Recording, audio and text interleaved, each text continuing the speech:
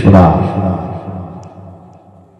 যে পরিবেশনায় আকাশ বাতাসে প্রকম্পিত হয়, মানুষের হৃদয়ে হৃদয়ে ছেড়ে যায় এক অনাবিল স্বর্গীয় শিহরণ। মানুষের ভাবে অনুভবে নাড়া দিয়ে যায় এক স্বর্গীয় জাগরণ। সেই মহাগ্রন্থ আল কোরআনের তিলাওয়াত আমাদেরকে উপহার দেবে আন্তর্জাতিক পুরস্কার প্রাপ্ত বিশ্ববিজয়ী হাফেজে কোরআন কারি আবু রায়হানের কণ্ঠে এবারে মোটা তিলাওয়াত ইনশাআল্লাহ। আসসালামু আলাইকুম ওয়া রাহমাতুল্লাহি ওয়া বারাকাতুহু। সালামের উত্তর শুনে মনে হচ্ছে আপনারা সবাই ক্লান্ত হয়ে গিয়েছেন। আসলে দীর্ঘ সময় ধরে মাহফিল চলছে, এখন সম্ভবত 11টার উপরে বেজে গেছে।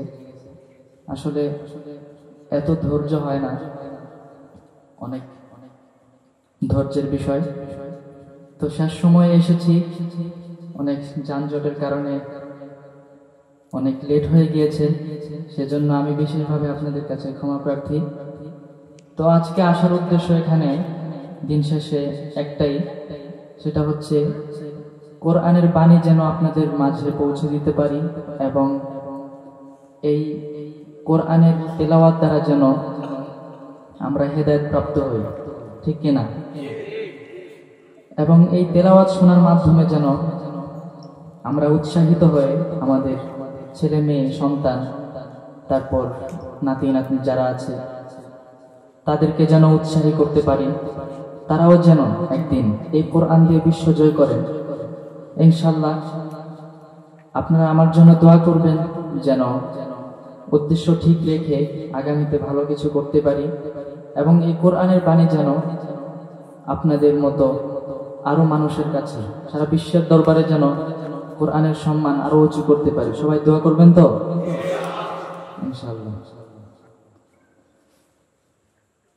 أعوذ بالله من الشيطان الرجيم. بسم الله الرحمن الرحيم.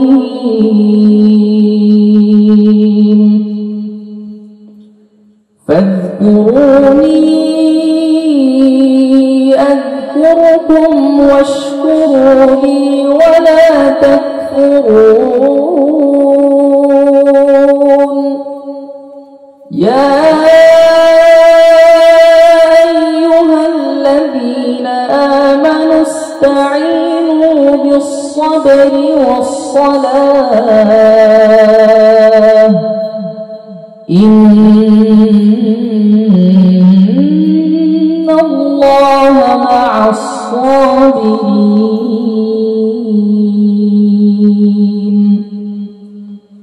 ولا تقولوا لمن يقتل في سبيل الله أموات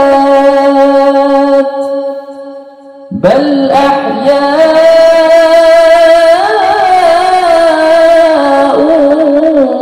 ولكن لا تشعرون.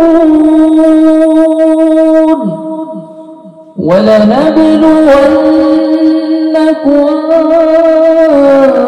بشيء من الخوف والجوع ونقص من الأموال والأنفس والثمرات وبشر الصابرين الذين إذا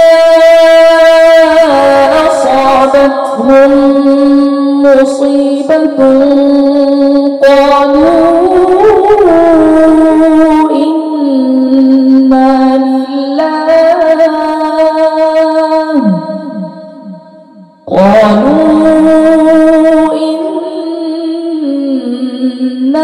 لله وإنا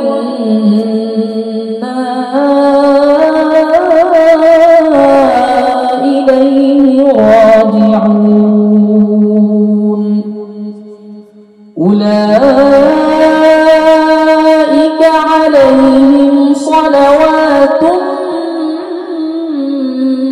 من ربهم ورحمة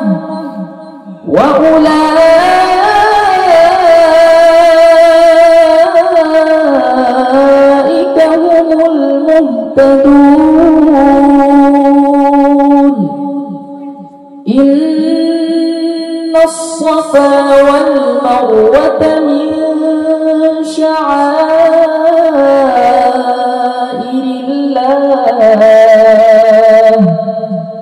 فمن حج البيت أو اعتمر فلا جناح عليه أن يطوف بهما ومن تطوع خيرا فإن